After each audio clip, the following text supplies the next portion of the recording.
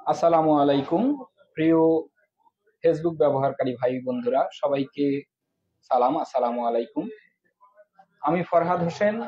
এই মুহূর্তে ক্যাপশনে যে কথাটি বলেছি, হাতীবান্ধা পাটগ্রাম আসনের সংসদ সদস্য প্রার্থী, স্বতন্ত্র প্রার্থী শিহাব আহমেদকে নিয়ে কয়েকটি কথা। তো যে কথাটি না বললেই নয়, একজন মানুষ তার শিক্ষা জীবন শেষ করে যখন একটি পেশায় নিযুক্ত হয়, সে সময় থেকে তার উপার্জনের রাস্তা শুরু হয়। কিন্তু বর্তমান প্রেক্ষাপটে মধ্যবিত্ত পরিবারের অনেক ছেলেরাই লেখাপড়ার পাশাপাশি অনেকে টিউশন বা অন্য কোনো পার্ট টাইম কাজের সাথে যুক্ত থাকেন। আমরা যে বিষয়টি জেনেছি, বাংলাদেশ থেকে 2014 সালে স্বতন্ত্র প্রার্থী শিহাব আহমেদ বড়খাতা উচ্চ বিদ্যালয়ের এসএসসি পরীক্ষায় পাশ করার পর সাধারণ মানুষ এবং এলাকার বিত্তশালী অর্থবান মানুষদের সহযোগিতায় রংপুরের কারমাইকেল কলেজে পড়ার সুযোগ পেয়েছিলেন। তারপর সেই কলেজ থেকে যখন এইচএসসি পাশ করেন, সেই সময় 2017 সালে তৎকালীন সংসদ সদস্য মোতাহার হোসেন এমপির মেজপুত্র ইফতেখার হোসেন মাসুদের সংগঠন আলোকিত বাংলাদেশ ফাউন্ডেশনের মাধ্যমে উচ্চশিক্ষার একটি সুযোগ পান শিক্ষাবৃত্তির। সেই শিক্ষাবৃত্তির মাধ্যমেই কিন্তু তিনি তুরস্কে গমন করেন এবং উচ্চশিক্ষা গ্রহণের সুযোগ পান।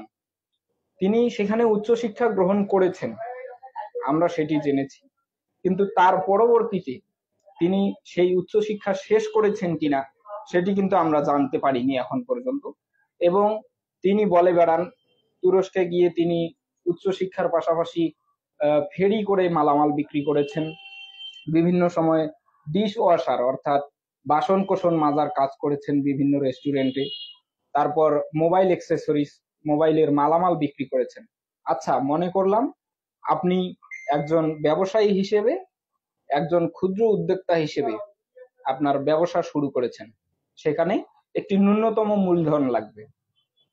তার পারিবারিক অবস্থা খারাপ হওয়ার কারণে তিনি কিন্তু ছোটবেলায় খুব কষ্টে জীবনযাপন করেছেন, যেটি তার মুখেই বলা কথা। তার পরবর্তীতে তিনি যখন উচ্চশিক্ষার সুযোগ পান, সেই উচ্চশিক্ষা গ্রহণের সময় আমরা তার মুখেই শুনেছি তিনি বিভিন্ন সময় বিভিন্ন কাজ করেছেন। আচ্ছা, যদি তিনি বিভিন্ন সময় বিভিন্ন কাজ করেছেন, সেই কাজের মাধ্যমে তিনি কত টাকা উপার্জন করেছেন, যেই টাকায় তিনি একটি বিশাল প্রতিষ্ঠান গড়ে তুলেছেন তুরস্কে।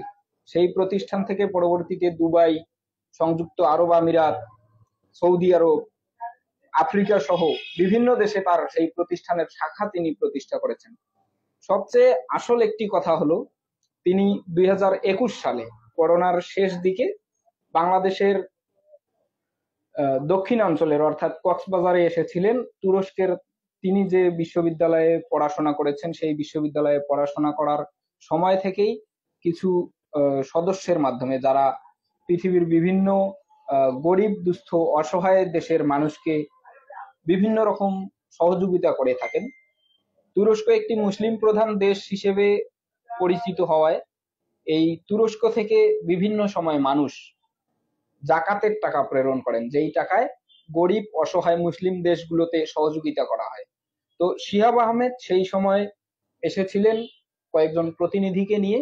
তিনি দেখিয়েছিলেন যে দক্ষিণাঞ্চলের মানুষের কতটা পানির কষ্ট। সেই কষ্ট দেখিয়েই কিন্তু তিনি মূলত এই নলকূপ বিতরণের কার্যক্রম শুরু করেছিলেন।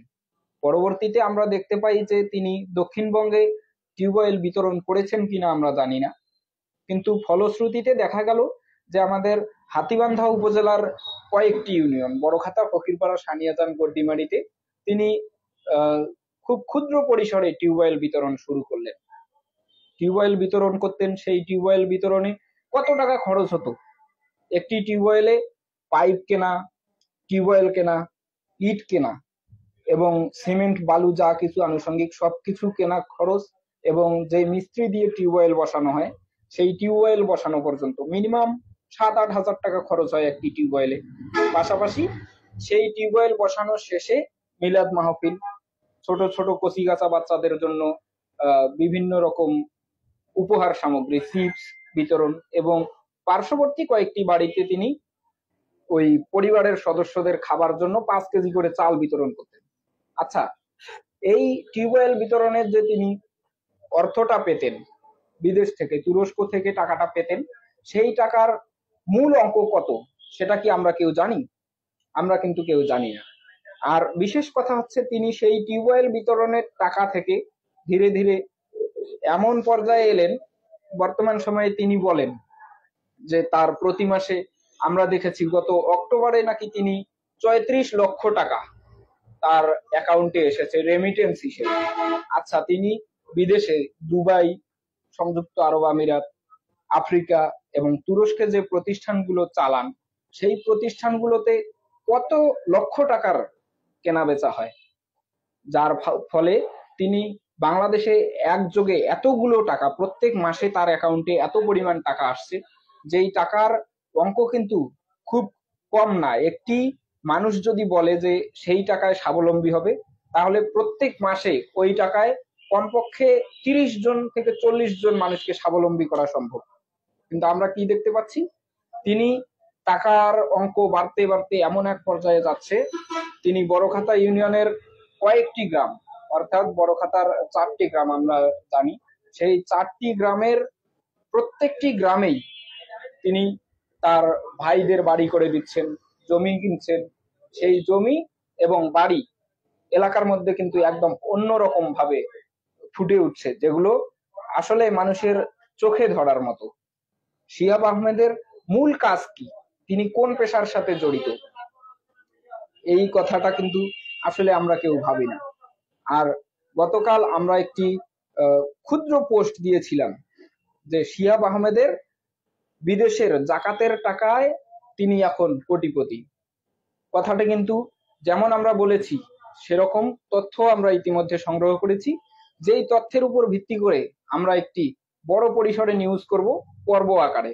সেই নিউজ দেখার জন্য অবশ্যই নেতৃত্বের কণ্ঠস্বর পেজে আপনাদের ফলো দিয়ে পাশে থাকতে হবে। আর বিশেষ কথা, আমরা যারা অনেকেই না জেনে না বুঝে মন্তব্য করছি ফেসবুকে, তারা অবশ্যই বিষয়টি একটু ভেবে দেখবেন।